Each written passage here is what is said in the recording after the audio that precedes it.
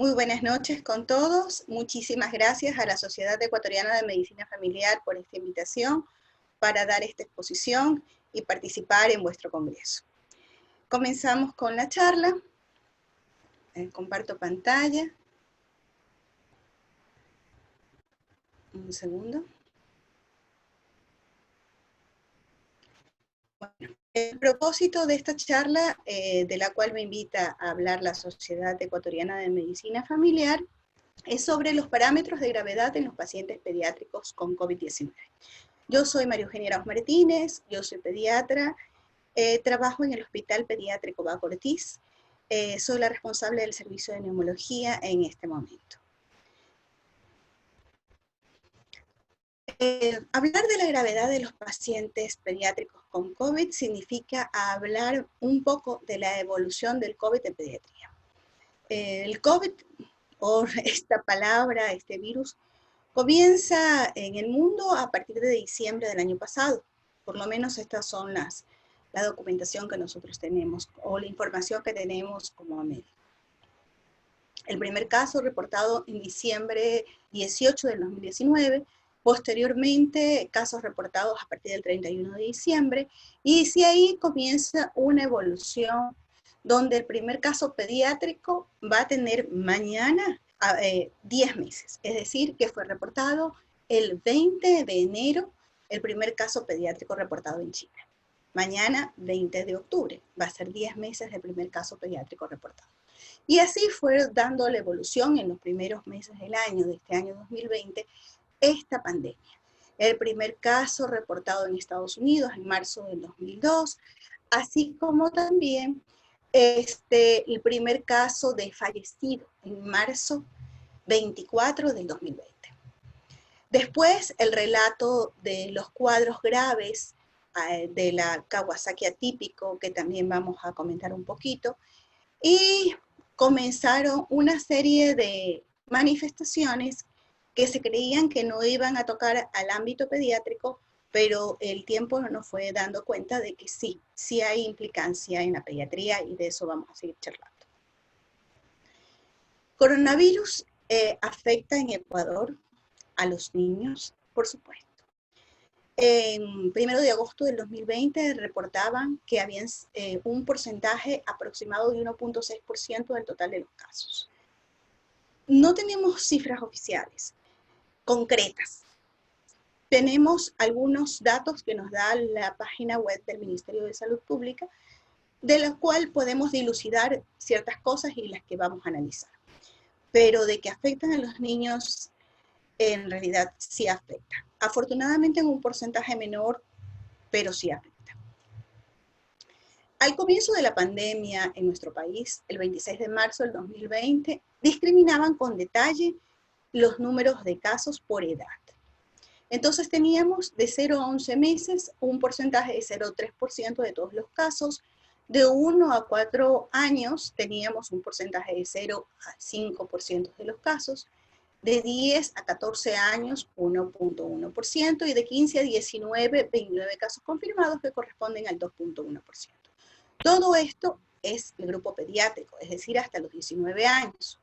Y todo eso sumaba un 4% de pacientes con este nuevo coronavirus. Estamos hablando de marzo del 2020. Estamos con 29...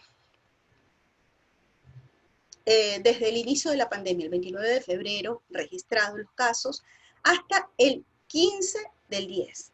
O sea, este reporte es hasta el 15 del 10, a las 8 de la mañana, desde la página del ministerio, que revela un grupo etario acá, en su parte inferior, se ve el grupo etario y cómo clasifica el porcentaje de casos de acuerdo al grupo etario. Interesante. Pues, en esta clasificación de grupo etario se evidencia, asimismo, con un poco de discernimiento podemos ver que existe desde aquí, de 15 a 19 años 2.8, de 10 a 14 1.4, de 5 a 9, y así, todo ese porcentaje suma un 4% en pediatría. Es decir, que pasamos de un aproximado de 1,6% a un 4% pediátrico, lo que se correlaciona con las cifras mundiales, porque van del 1 al 4 o hasta el 5% del total de todos los casos. Les comparto el primer caso reportado en nuestra institución. Niño de 7 años con anemia hemolítica autoinmune, con una neumonía grave que no mejoraba con el tratamiento. Este niño pasó por muchas probabilidades diagnósticas.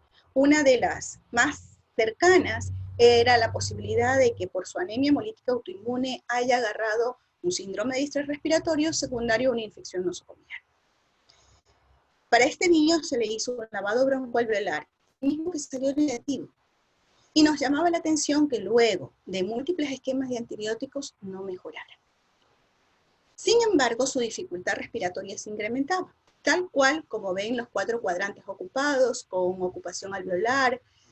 Entonces llegó a terapia intensiva, se le hizo el hisopado, teníamos apenas, era 20 de marzo, 22 de marzo, y teníamos los antecedentes ya de lo que estaba ocurriendo en Guayaquil. El hisopado fue positivo.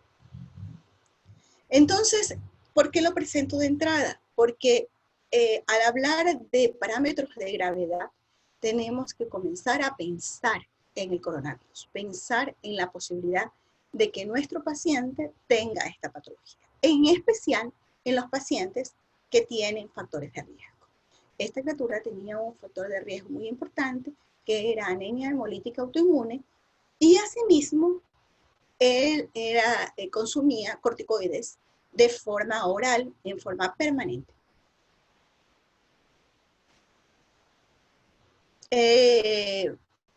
Ya se hablaba de las revisiones, de la demostración de los casos que en los niños tienen mejor pronóstico que en los adultos.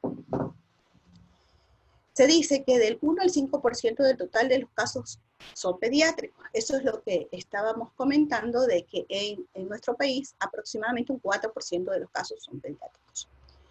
Estos en general son más leves. Sus síntomas son fiebre, pequeños síntomas respiratorios como tos, infecciones gastrointestinales banales, diarrea, algo de vómitos y deshidratación. Pero es muy diferente a la presentación del paciente adulto. Sin embargo, sí hay casos graves que hay que tenerlos en cuenta, en especial cuando se correlacionan con factores de riesgo. Cuando ya se determinó, bueno, estos pacientes sí se presentan graves. En mayo del 2020, Francia presenta una serie donde dice forma severa y fatal de coronavirus en pediatría. Presentan 27 niños graves ingresados en UCI, de los cuales 22 tenían comorbilidades neurológicas o respiratorias o hematológicas. Y de esta serie, 5 fallecieron. Lo interesante que detalla esta publicación es que 3 no tenían ningún tipo de antecedente, es decir, eran niños sin comorbilidades. Eso nos llama a pensar de que también existe la posibilidad de fallecer en los pacientes graves. Entonces, con esta información, nuestros niños, que son mestizos de la Amazonía, afrodescendientes o son de las poblaciones de nuestra sierra ecuatoriana, nos permite pensar cuál es la variabilidad de la presentación. Hay que tener en consideración que la gran mayoría son casos leves, pero que sí existen los casos graves y se fundamentan en diversos parámetros que vamos a seguir analizando. Uno de estos es los factores de riesgo. ¿Cuáles son los factores de riesgo? Ya el manejo pediátrico en la atención primaria del COVID-19 por el gobierno del Ministerio de la Sanidad de España habla de inmunosupresión como factor de riesgo, claro, inmunodeficiencias primarias, trasplantes, uso de quimioterapia. Tal es así el caso que se presentó en el hospital, fue por eso. Las infecciones por virus de VIH, que dicho sea de paso, no se han presentado casos que con esta infección hayan tenido COVID-19. Disminución considerable del CD4 o la inversión de CD4-CD8. las enfermedades cardiópatas, con repercusión hemodinámica, que precisan tratamiento médico, la hipertensión pulmonar, o los pacientes que están en espera de trasplante cardiopulmonar. La patología respiratoria crónica, fibrosis quística, displasia broncopulmonar, los niños portadores de traqueostomía, los que están en oxigenoterapia en domicilio, la ventilación mecánica domiciliaria y el asma grave. De este grupo hemos tenido una paciente con fibrosis quística con COVID-19, muy delicada, ingresó, pero afortunadamente ya pudo egresar del hospital. Y también portadores de traqueostomía que han adquirido el virus. Otros como diálisis de granulocitosis, diabetes tipo 1, malnutrición, encefalopatías graves, miopatías. Pero ¿qué parámetros debemos tener en cuenta en el enfoque inicial de la patología? Y ya como protocolo de manejo en los servicios de salud de primer y segundo nivel de atención, se elaboró en este año que este grupo técnico tiene que tener en consideración la edad del paciente y su frecuencia respiratoria. Esto va a determinar cuán grave está el paciente que estamos enfrentando. De 0 a 2 meses, su frecuencia respiratoria debe ser entre 60 o más respiraciones por minuto para considerarle que si tiene o no taquipnea. De 2 a 11 meses, 50 o más respiraciones por minuto. De 1 año a 5 años, 40 o más respiraciones por minuto. De 6 a 13 años, 35 más. De 14 a 16, 30 o más. Y en un paciente mayor, de 30 o más respiraciones por minuto. Entonces, ¿cuáles serían estos parámetros que considerar? Hay que considerar la dificultad respiratoria que tenga el paciente, regidos por la tabla que he presentado anteriormente. ¿Tiene o no sibilancias asociadas? Eso hay que ocultar al paciente y revisar. Valorar su estado general. ¿Cómo está? Se le pregunta al familiar o al cuidador si está igual que en ocasiones anteriores o está decaído, no ha querido alimentarse. Su estado de hidratación, cómo está, sus mucosas están húmedas, cuál es su frecuencia miccional, ha cambiado cuántos pañales en el día, o cuántas veces ha ido al baño, o no. Valorar la perfusión periférica, ¿no? Eso es muy importante valorar en el primer enfoque de nuestros pacientes con COVID-19 o en sospecha de este virus. Estos son pacientes valorados en mi consulta privada. Una niña de 12 meses de edad, taquipnéica, con sibilancias, con fiebre de 4 días y sin factores de riesgo. Madre COVID positiva. Es pequeña, tiene 12 meses, pero tenía una taquipnea leve. Por ratos hacía frecuencias respiratorias de 45, por ratos hacía frecuencias respiratorias de 50, pero tenía un muy buen medio social y podíamos permitir un seguimiento no solo presencial, sino también virtual, muy riguroso para identificar algún factor que le permita grabarse. Estaba alimentándose adecuadamente tanto de seno materno, así como de alimentación regida más en líquidos, y la madre era positiva. Una madre positiva puede seguir dando de lactar. Tiene que protegerse con mascarilla, pero puede seguir dando de lactar. Entonces eso se mantuvo. La niña fue PCR positiva con SARS-CoV-2, pero no necesitó hospitalización, ni siquiera oxigenoterapia, porque la saturación siempre se mantuvo por encima de 94%. Pero ¿qué nos tiene que llamar la atención en estos pacientes? Cuando la fiebre es persistente, cuando hay dolor de garganta, cuando hay congestión nasal, malestar general, cuando ya es un paciente mayor, te va a decir si tiene dolor muscular o si tiene dolor de cabeza. Cuando hay signos de deshidratación, sepsis o dificultad respiratoria y saturación mayor de 92%. Todos estos se catalogan como cuadros leves. Los cuadros graves serán cuando aparece tos muy intensa y dificultad respiratoria, o más de uno de los siguientes signos: cianosis central o saturación menor del 92%. Si es un recién nacido pretérmino, menor de 90%. Distrés, es decir, catalogado también con quejido, si es los lactantes que tienen quejido al respirar, y retracciones, tiraje intercostal. Incapacidad para alimentación, o sea, que rechazan el alimento. letargia o pérdida del conocimiento y convulsiones. Hemos tenido cuadros de encefalitis por COVID. Un estado ácido-base alterado, una PO2 menor de 60 y una PCO2 mayor de 50. Ya te llama la atención que este paciente seguramente se va a convertir en un paciente grave. Radiografías que tienen no solo ocupación alveolar, sino atelectasias, infiltrados y derrames. Puede tener un paciente COVID derrames, por supuesto.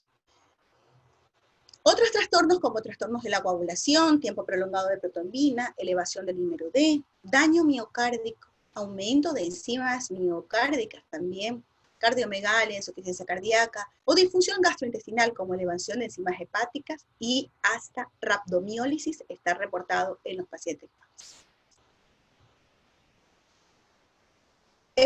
También ya un paciente grave está con síndrome de distrés respiratorio agudo, como el paciente que inicialmente presenté, en el cual los 4 cuadrantes están ocupados y su PO2 ya estaba por 51. Shock séptico también puede presentar cuando su presión arterial sistólica está por debajo del percentil 5 y tiene 2 o más de los siguientes signos: alteración del estado mental, taquicardia, bradicardia, alteración del relleno capilar, vasodilatación caliente con pulsos conservados, taquipnea, piel moteada o erupción petequial purpúrica. También trastornos de oliguria, hipertermia o hipotermia. Otro caso, una madre con COVID-19 positiva, con niño de 14 meses con fiebre y taquipnea. Y es una niña que tenía epilepsia y neumonías recurrentes en estudio. Se presumía de que ella tenía un síndrome aspirativo por su trastorno de epilepsia, es decir, que se aspiraba la saliva y continuamente generaba neumonías recurrentes. Pero eso todavía estaba en espera de más estudios para definir si es que este paciente tenía o no síndrome aspirativo. Pero la madre fue COVID positiva y tenía factores de riesgo. Es decir, tenía epilepsia y tenía neumonías recurrentes no identificadas todavía cuál era su causa.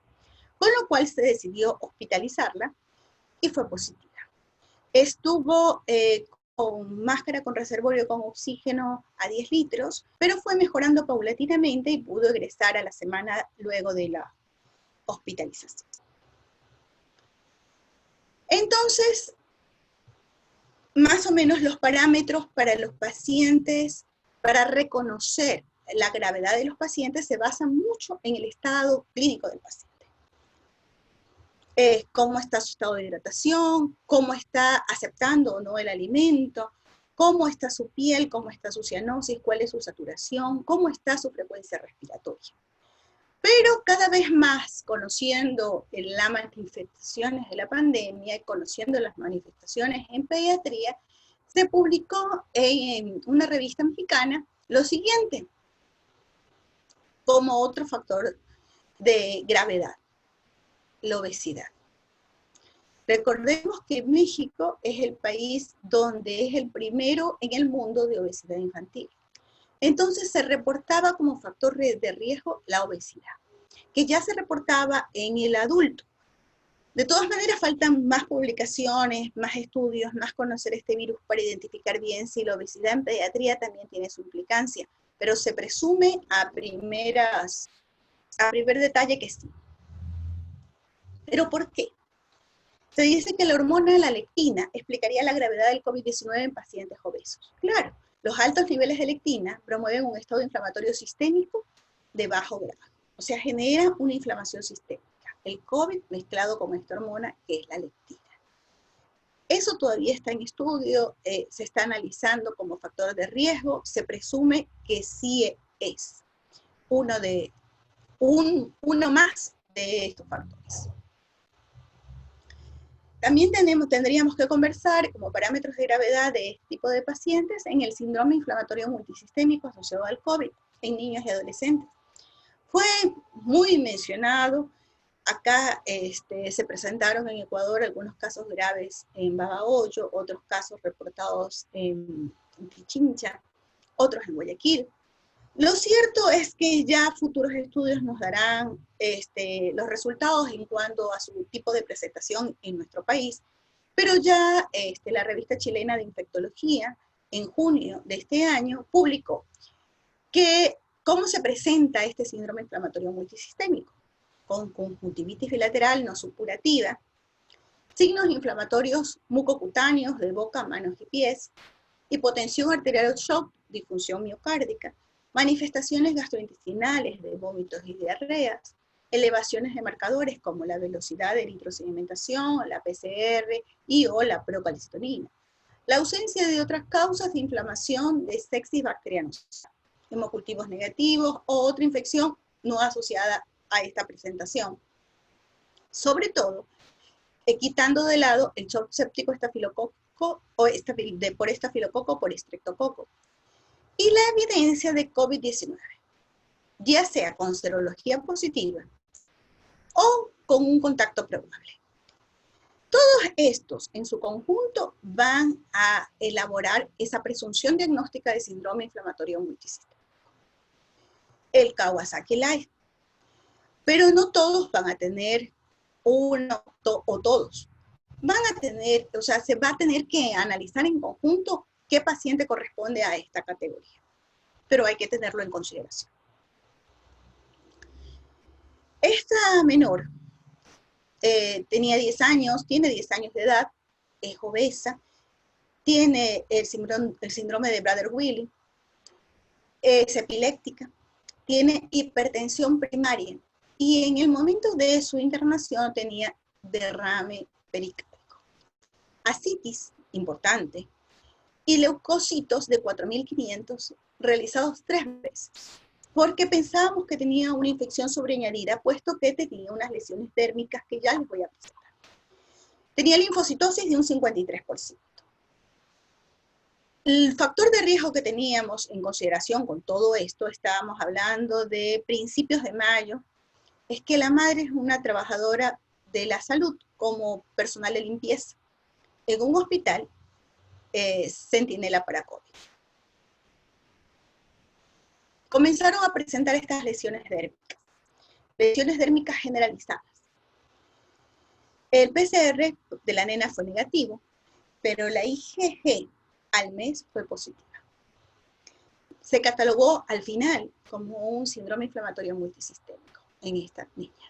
Y tenía factores de riesgo. Los factores de riesgo eran su hipertensión pulmonar, era el imagen de neumonía bilateral que tenía y fue una marcada hipoxemia. Todo eso la condicionó a la hospitalización y estuvo con nosotros 14 días, pero egresó en muy buen estado. Entonces, ¿cómo sería el manejo de este tipo de pacientes? Hay que tener claro que estos pacientes graves se deben hacer un buen monitoreo de sus signos vitales.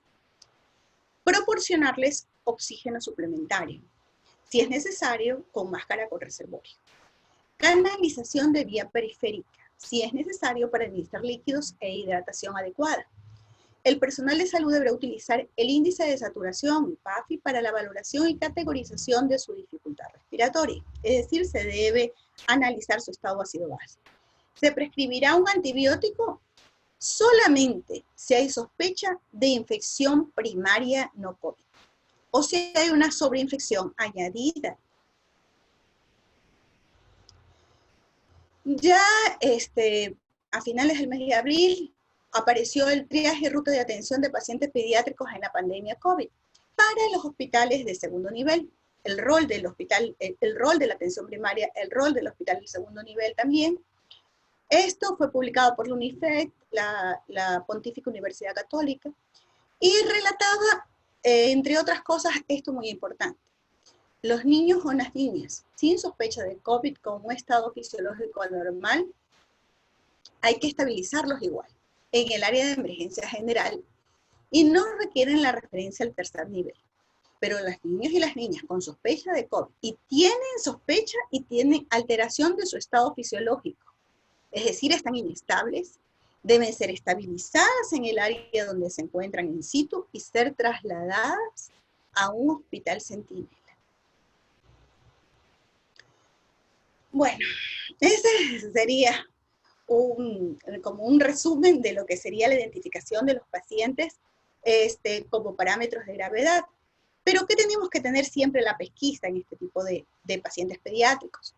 Que es taquipnea, fiebre, tos, diarrea, también deshidratación, alteración del sensorio, más todos los factores de riesgo mencionados inicialmente, con un contacto o no con COVID, es ser sospechoso para COVID. Y la prueba es la prueba PCR, es la prueba del hisopado. Mientras más test hagamos, más vamos a identificar. Y quería mencionarles también la cobertura de la vacunación. ¿Por qué quiero ratificar esto? Porque estar en una charla de medicina familiar hay que ratificar y hay que fundamentar la vacunación como cobertura. El estar cerca de la comunidad nos permite fundamentar eso, la vacunación. A eso a veces no nos permite en la consulta hospitalaria, pero sí ustedes que están más al contacto con la parte más cercana a la ciudadanía, más comunitaria. La vacunación, la cobertura del 2019 no fue tan alta, fue entre 71 y 86%. Recordemos que hay países en Latinoamérica con cobertura de más de 90%. Países latinoamericanos, con las mismas creencias, los mismos problemas que nuestro país. Entonces hay que fundamentar aún más la cobertura de vacunación, más aún en esta pandemia. Y algunas sugerencias en cuanto a esto. La vacunación pediátrica hay que seguirse fundamentando, ya ALAPE lo decía en mayo de este año, que el paciente con contacto con COVID debe esperar 14 días, pero tiene que vacunarse. El antecedente del COVID, no existe una recomendación que diga, bueno, esta es la recomendación basada en evidencia por ahora. Pero se recomienda que si mi nenito, mi paciente, de la edad que tenga, tuvo COVID, tiene que esperar 4 a 6 semanas para vacunarse, pero tiene que vacunarse. Si la madre es positiva y el recién nacido es positivo para COVID, hay que diferir la vacunación hasta 28 días. Si la madre y el recién nacido son casos probables, aplicar al recién nacido la hepatitis y diferir la BCG. Si la madre es positiva para hepatitis y COVID-19 confirmado en un estudio, el recién nacido debe recibir la vacuna de hepatitis más la inmunoglobulina.